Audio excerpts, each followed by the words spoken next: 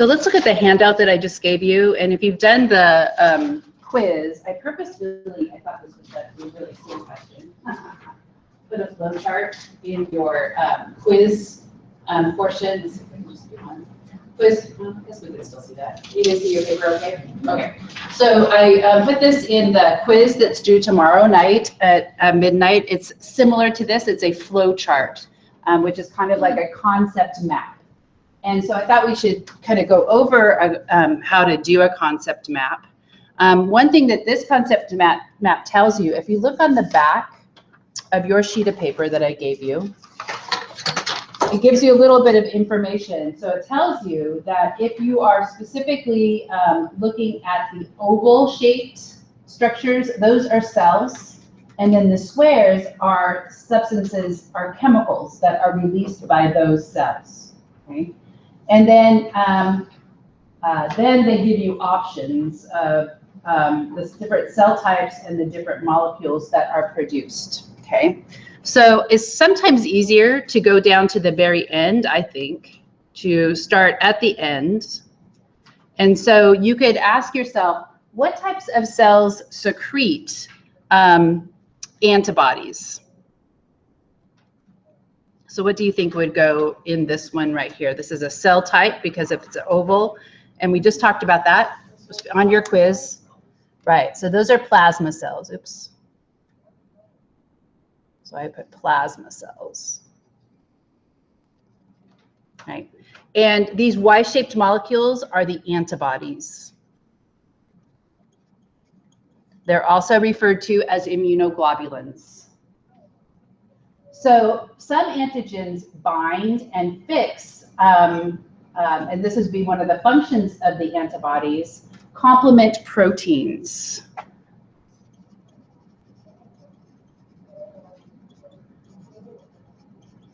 So that allows for the production of pores in the pathogens, and then the fluid can move in and cause the pathogen, like a bacteria, to rupture. Okay, so if we go here, and we're looking at this probably is the opposite of humoral immunity over here on this side. So this is cell-mediated immunity. And what directly attacks the cellular antigen, causing it to lysis? So you can look at your molecules on the back. Which one of those is used as a direct attack on perforin? Yes. So this one would be perforin. Okay. Do you remember what type of cell secretes perforin? Cytotoxic T cell.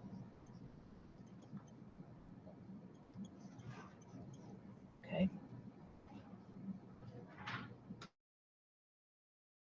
Here we kind of have a molecule that does a bunch of different things. So it stimulates, it attracts. And so this would be a molecule that's used to communicate between cells. So which one of those is used to communicate between cells? Specifically, like helper T cells and B cells and cytotoxic T cells. What is one that? Not interferon, that is actually up at the top, but it was be a cytokine. So remember, cytokines include things like interleukins, which are chemicals that attract and are used to communicate and stimulate the lymphocytes. Okay, so those are cytokines. Okay, so there's one here that we did not talk about, but you can see here that it inhibits. And so we don't want the immune system to go crazy, right? We need some kind of control over the immune system. And we didn't talk about this, so I'm going to tell you what this one is. This is the regulatory T cell. So the regulatory T cells prevent the immune system from going kind of overboard and causing too much stimulation of the immune system, which sometimes happens in autoimmune diseases, right? when the immune system kind of goes haywire and it starts attacking normal healthy tissue. Okay, so those would be producing suppressor factors.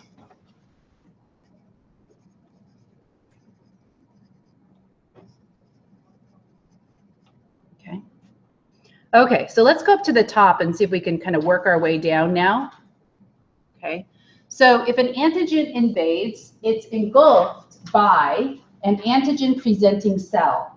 And so which one of those cells on the back of your sheet is known to eat cells and then specifically present them to macrophages? Excellent. So that's macrophage.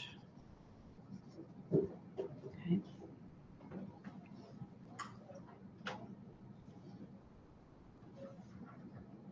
Okay. So the macrophages are able to produce and secrete a substance that increases the resistance to viral multiplication. So what was that? What do you think that is? So even if it is a white blood cell, what do cells sometimes produce to protect against viral infections? This one is interferon.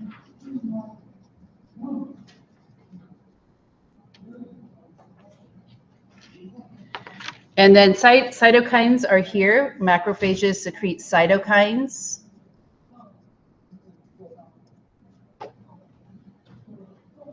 Right? And they can directly activate or stimulate another type of cell, which is really important in regulating both sides of the immune system. And so this would be helper T cells.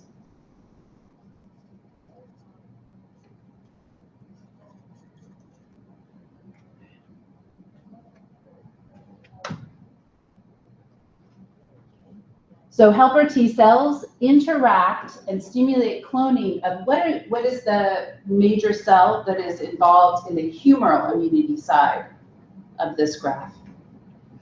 B cells.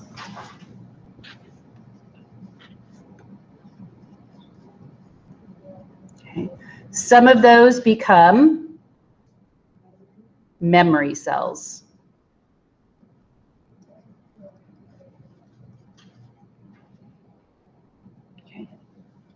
And I think, we're missing a cup two, right? So if they clone, some of them become memory T cells.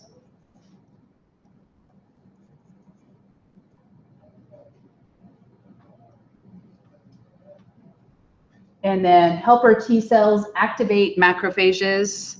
So this would be cytokines.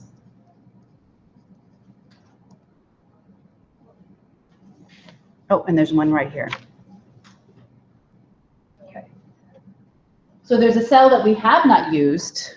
Do you remember, can you look at those cells and see which one we have not used? Neutrophils. So neutrophils are specifically involved in the inflammatory response. The inflammatory response. So that's kind of a concept map. There are similar ones in your textbook, and then there's one on the quiz where you have to move the different figures and things around on the quiz. Any questions about that idea? Okay. So let's go back to the autoimmune system and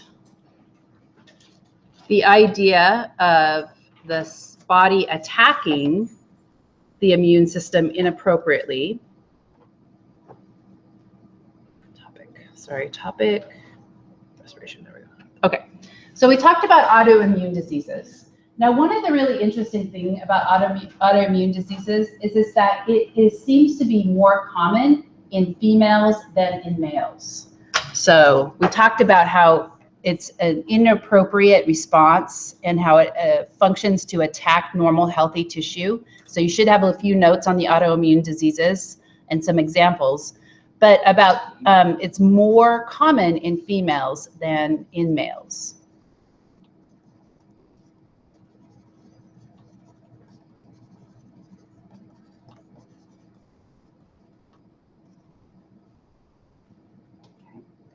So that led people to investigate the tissue that was being attacked. So it could be like the skin is being attacked, or it could be the liver is being attacked, right? And one of the things that they discovered is that in some instances, females actually had foreign cells in their body. So there are foreign, put foreign in parentheses, cells in the female's body that are from their offspring. So we used to think that the placenta was a barrier to cells, and it is a pretty good barrier, but some things can get through. And we talked about how the HIV virus can get through. But also one of the things that happens is that fetal stem cells get into the maternal circulation and they end up in other places of the body, right? So fetal stem cells can take up residence in parts of the female's body. And because these are stem cells, they can specialize.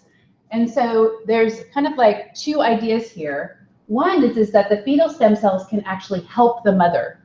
So like say, for example, the mother has a damaged liver, and the fetal cells can go to that liver and they can actually become liver cells and they can help the liver become healthy again. However, because they have different genetic information than the mother cells, they are going to be seen as foreign, right? So in some instances, they help the mother, but if the immune system detects them and detects them as being different, then they will attack the foreign cells. So only some examples of autoimmune diseases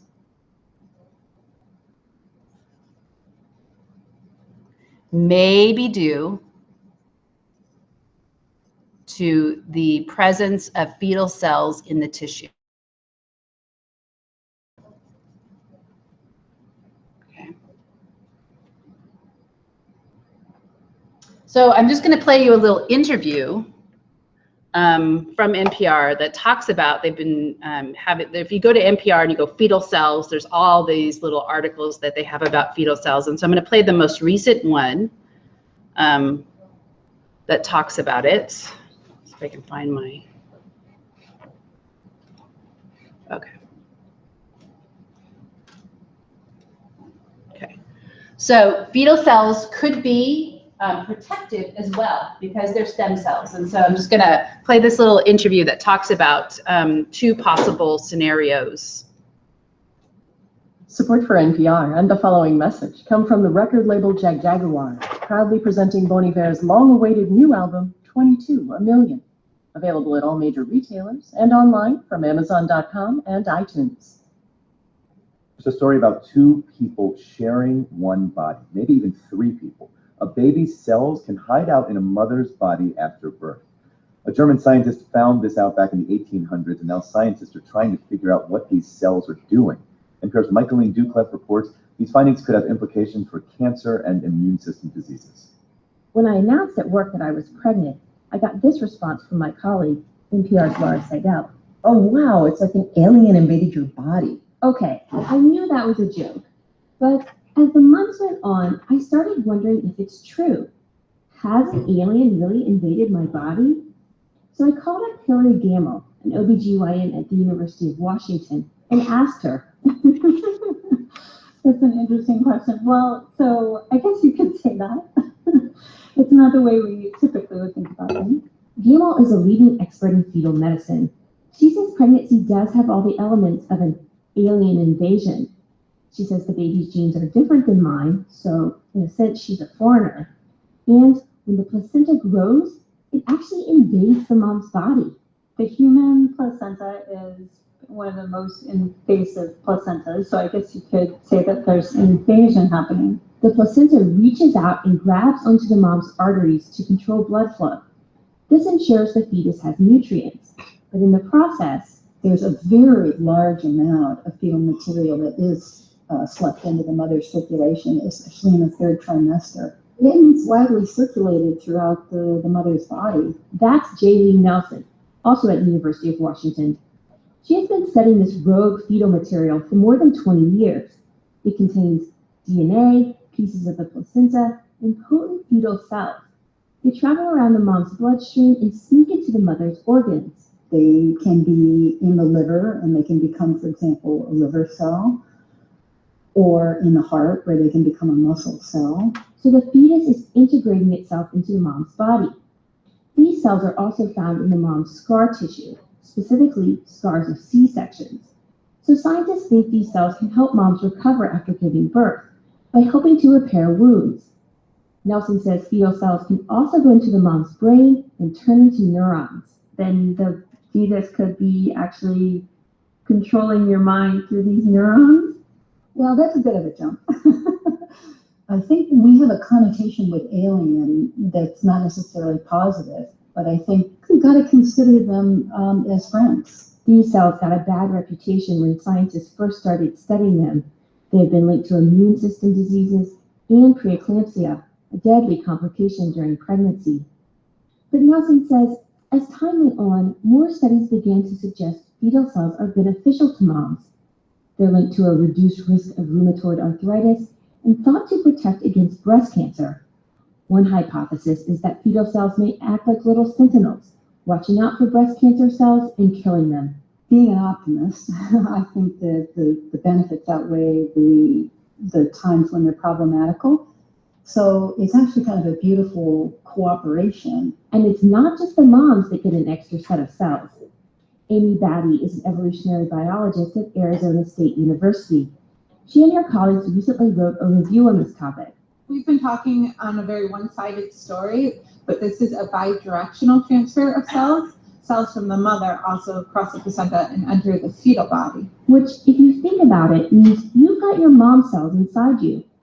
But it also means something else, something that's a bit mind-boggling. Since your mom had cells in her body from all her other pregnancies and her mom, that means you likely have cells from your older siblings and from your grandmother, maybe even your great-grandmother. You can keep going up the family tree pretty far. So far, scientists haven't actually seen these grandma cells in anyone's body. But if they do exist, then it means we're all walking around with a whole family tree inside of us. Michaeline Duclough, NPR News. Okay. So that gave an optimistic view of the fetal cells being more beneficial than harmful, right? But if they are detected, sometimes they end up being attacked by the immune system. Okay, but they were first kind of discovered in that way. Are there any questions about that idea? No? Okay. Okay, so let's talk about another immune system disease. And this is called severe combined immunodeficiency, SID.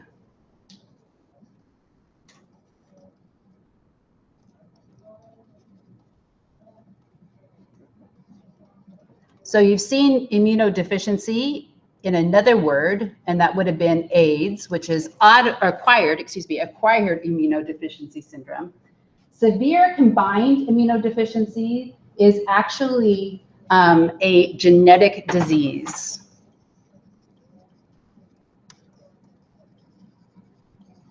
And there are multiple genes that can lead to it, but essentially what happens is that you lack lymphocytes that are able to attack foreign invaders. So there is a deficiency in lymphocytes.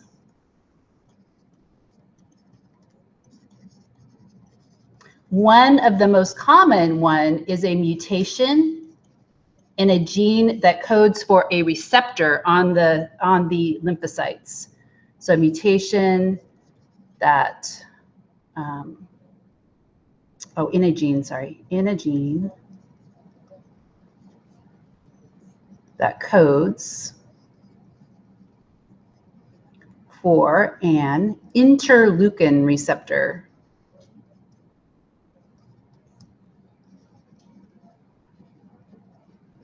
So remember, cytokines are also interleukins, right? Because these are chemicals that are released by white blood cells to stimulate the production of B cells and T cells.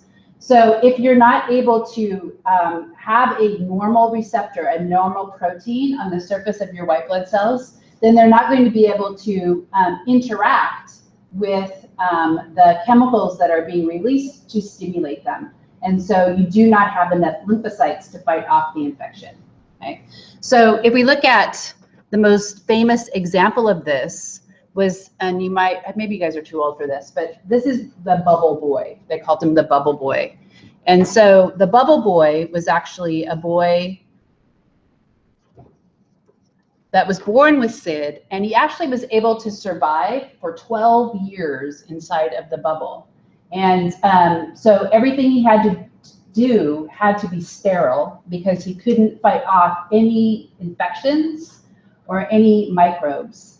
And so they also had a bubble that had its own air supply that they would use to take him outside, and he'd walk around, right? And he actually lived, I mentioned, he's lived until he was 12 before he got an infection and died. And so one of the questions is how could we possibly treat these individuals? And so there is a way to treat them with gene therapy. Oops. So we can look at gene therapy. Oh, where's my notes here? Oh, sorry.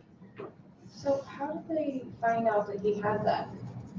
Because I mean, generally speaking, you go to the doctor when you don't feel well. So I mean, if he had something, would he have already? Well, when they did a treatment of him, they noticed that he lacked lymphocytes. He wasn't producing normal lymphocytes. And so at that point in time, they might have had theories as to why that would be the case. And so they investigated it and actually found a genetic mutation that caused it. Was he like the first or only? No, it's relatively rare, but it tends to run in families. So I guess you could find families, and it tends to be more common in boys. We'll talk about this, but it's a mutation. This particular one is a mutation on the X chromosome, so it's passed down from the mother. So it'd be kind of like hemophilia, where in multiple generations you have baby boys dying. And then you can go in and you can look in that family and see why the baby boys are dying. And then they would have, that's a good question, yeah. So they treated, this can be treated with gene therapy. And so what they do is that they remove stem cells from the bone marrow.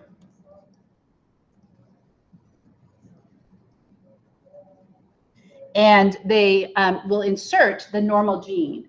And the way that they do this is that they use a virus.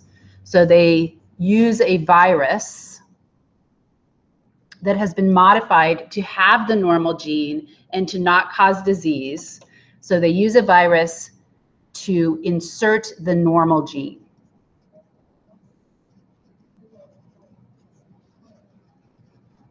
And then they put the cells back into the boy's body.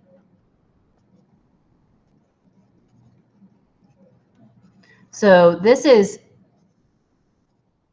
a relatively new way to treat SID. In the past, it was bone marrow transplant. So you can see how if you could get stem cells from somebody else, but the problem with bone marrow transplants is that generally is tissue that is very genetically different and that your immune system has a potential to reject it. So you can actually take stem cells, modify them, and then put them back into the body. Okay. And so they've been able to kind of successfully do this, but it kind of has to be redone because it's not a permanent treatment, and or it doesn't seem to be a permanent treatment. And I think that they haven't successfully gotten a person to live into their adult life with this particular gene therapy. But this is one of the uses of gene therapy today. Yeah. Okay, so different from deficiencies is hypersensitivities. And so this means that you have an immune system that is super vigilant and actually attacking things that will actually do no harm to the body. Okay, so hypersensitivities would include things like allergies,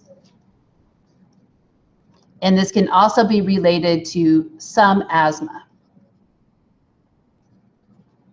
Not all asthma. Sometimes asthma, which is a constriction of the bronchioles, can be due to exercise, for example. You could have an asthmatic attack when you exercise, or cold air, or other things. So when we look at this, this is where the immune system attacks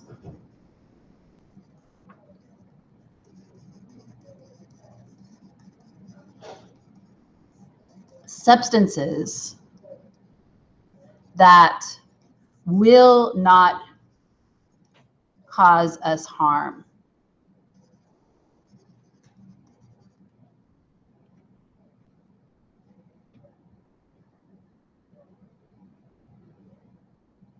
So these substances include things like animal dander.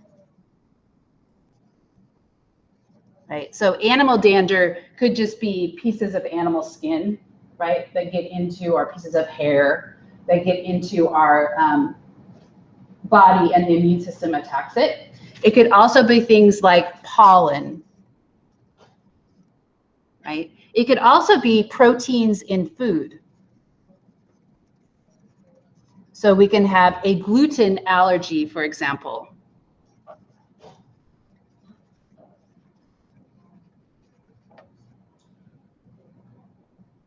So allergies are just hypersensitivity to certain. Right. So it's kind of interesting because it seems that it can be inherited, so that if you have in your family people with lots of allergies, then you tend to have lots of allergies. And so that hypersensitivity seems to have a genetic component, and it also has an environmental component as well, right? So it's kind of a mix of gene, nature, and nurture, okay? So if we look at how the antibodies that are responsible for this particular hypersensitivity is IgE antibodies. And if you remember, these are the antibodies that are responsible for helping us fight off parasitic infections. And we'll get back to that in a second.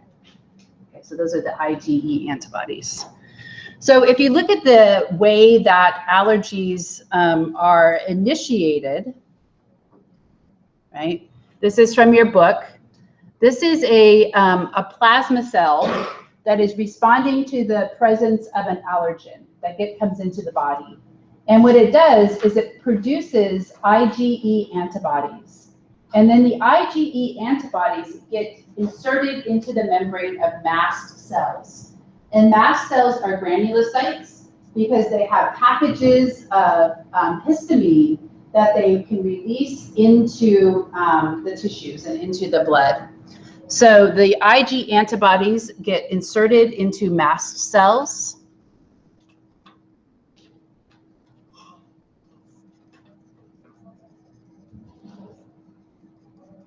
Okay, and that is the primary response. So it might be that you are you have been sensitized at that point, right? But you don't actually have a full-blown allergic reaction to it. Okay, so the secondary response is that an allergen then binds to the antibody and causes the release of histamine from the mast cells.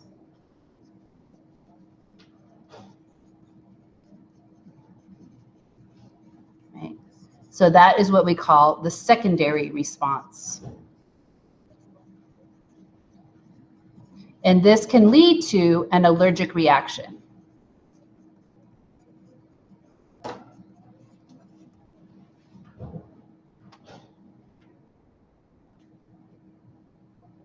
So sometimes the allergic reactions can be so extreme that you can go into what is referred to as anaphylactic shock.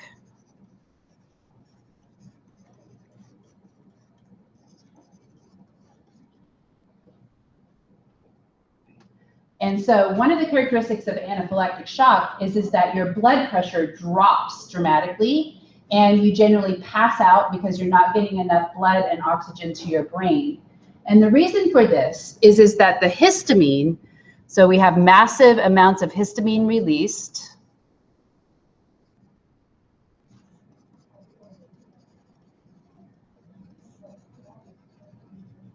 Right? This causes fluid to leave the blood vessels and enters the tissue.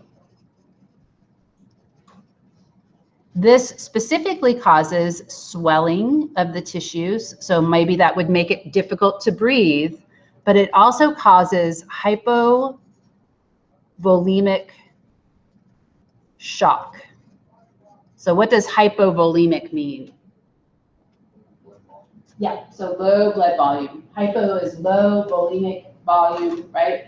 So your blood pressure drops dramatically.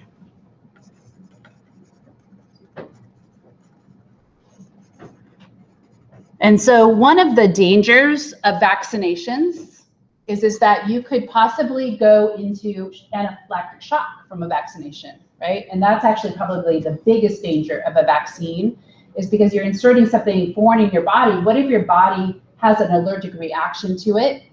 And so it used to be that you could go to your doctor and have your kids vaccinated, but it became so that the doctors did not want to insure themselves against vaccinations. And so now you have to go to generally the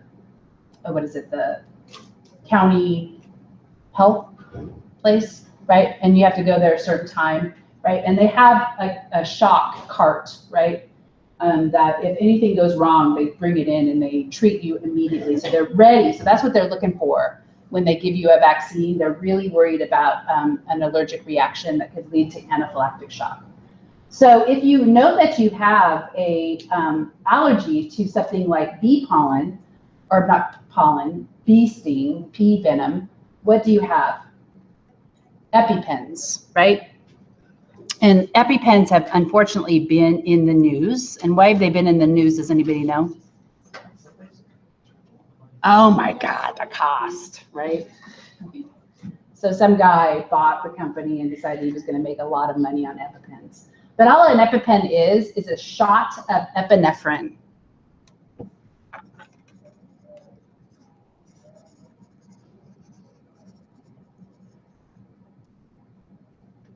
Right? And so epinephrine, remember, is a powerful vasoconstrictor. So this causes vasoconstriction of blood vessels. And this boosts blood pressure.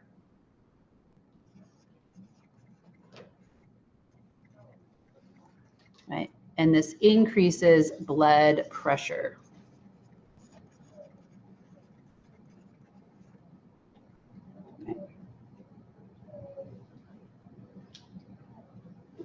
And obviously, histamine or antihistamines are important too. So they say that, you should have Benadryl in your house just in case, right? So you could give somebody, if they have an allergic reaction and their throat starts to swell or they start to swell up, you can give them Benadryl, and that helps to decrease the allergic response as well. Okay. So if we look at that diagram again, here's my mast cells, here's my allergen, right? Here's the histamine being released into the blood. And then the histamine causes the blood vessels to dilate and become leaky. And then that causes, oops, that ran off the page, but that causes all kinds of other symptoms. And you could actually also get constriction of the airways. And we're going to talk about asthma because the next topic is the respiratory system. Okay, so let's talk a little bit about respiration. We'll just start it today. When we look at the respiratory system, we can talk about breathing and exchanging air in our lungs.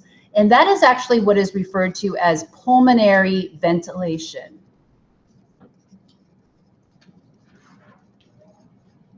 So this is why we breathe in and we breathe out. So this is breathing, right? So what we're trying to do is we're trying to exchange air between the atmosphere and our lungs. And the reason why we're doing that is because we need to get oxygen into the inside of our cells, and then we also need to get rid of carbon dioxide. So we have what is called external respiration, which is the diffusion of gas.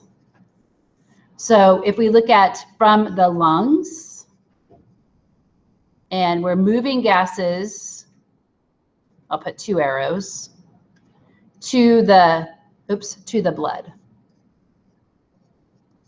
Okay. So from the lungs into the blood is the movement of oxygen, gas, and it just diffuses across the surface. And we're going to talk about why that diffusion occurs so easily. It does not take energy. It is not pumped. It's just simple passive movement. And then carbon dioxide moves out. Okay. The blood circulates oxygen and transports it to different parts of the body. And so that is the internal respiration.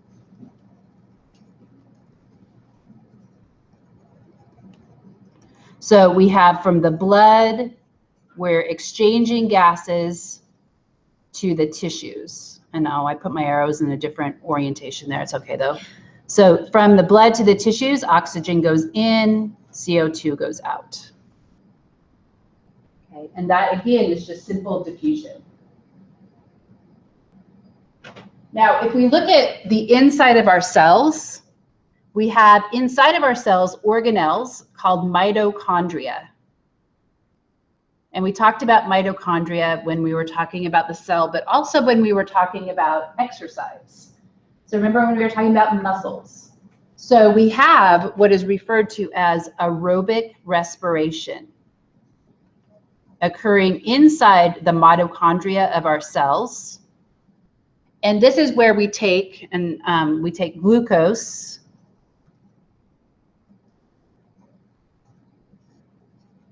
okay, and we turn it into carbon dioxide plus water plus ATP. Okay. So CO2, carbon dioxide, is simply a byproduct of aerobic respiration that is taking place in the mitochondria. So the whole reason we breathe is to get the oxygen to fuel this production of ATP. And the only reason we breathe out CO2 and have to get rid of it is because it's a waste product, right? We now know that our respiratory system is linked to the whole carbon cycle because plants do the exact opposite of this. They take carbon dioxide out of the atmosphere and produce sugars and release oxygen. So we're kind of linked with plants in that way, okay? But that's why we have to breathe, okay? Mitochondria, okay? So if we look at our respiratory tract, right? The mouth is part of the digestive system, right? So it's our nose. So when we breathe, we should breathe through our nose. And it's kind of a weird thing because whenever I'm in someplace dusty, I actually hate breathing through my nose, right? And it's like exactly the opposite of what you should be doing. It's like you start breathing through your mouth, right? And that means that your air is not filtered when you're breathing through your mouth. And when I exercise, sometimes I'm mouth breathing, and I'm like, why am I mouth breathing? Maybe it's because my nose is all stuffed up or whatever. But anyway, so if we look at the nasal cavity, we look at the back of the throat, which is called the pharynx. The larynx is the voice box, and then the and then the trachea, the bronchioles, and then it goes into smaller and smaller and smaller vessels, air conducting tubes, until it gets to the inside of the lungs. And so we have what is referred to as the conducting zone.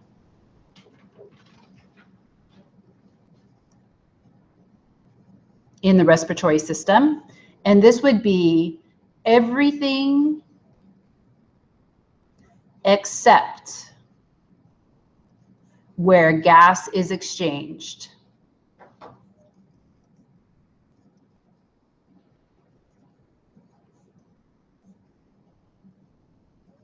with the blood. Okay, so our nose, our pharynx, our trachea, our bronchi, everything is the conducting zone. It's just simply there to get the air into the inside of our lungs. And then we have what is called the respiratory zone. And this is where gas exchange takes place.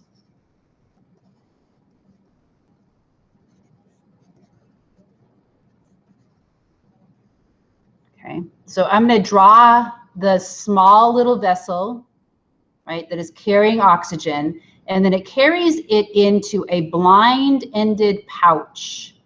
And this blind-ended pouch has a structure that increases the surface area over which gases can be exchanged.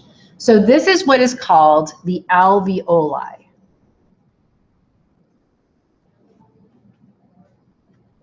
So that structure, that whole structure there, like bubble-like structure, right, is called the alveoli.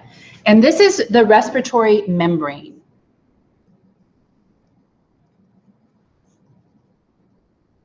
And it is very thin. So if we look at the characteristics, it is thin. It's only a single layer thick. It also is moist. So in order for the gases to be exchanged, our respiratory system has to be moist. And we'll talk a little bit more about that. And then it also has a large surface area. And all of these aid in diffusion. Okay, so these aid in the diffusion of gases.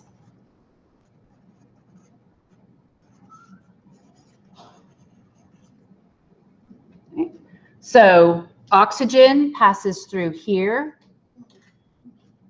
and into the blood, and CO2 comes up through there and into the lungs, and we breathe it out.